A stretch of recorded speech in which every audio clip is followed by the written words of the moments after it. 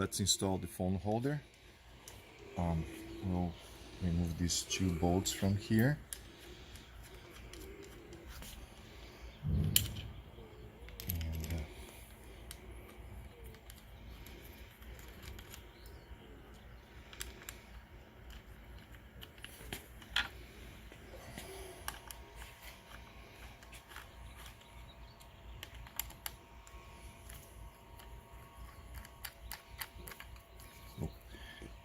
Tight well.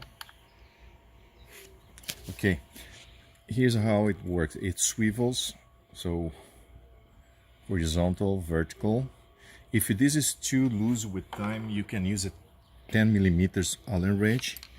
Go on that nut and give a little tight, and it gets nice and snug. So notice this side here has some arrows. This is the side you pull. So to install the phone, you will put it there first, here, and give a little squeeze here so that it engages well. This is the way it works. To remove the phone,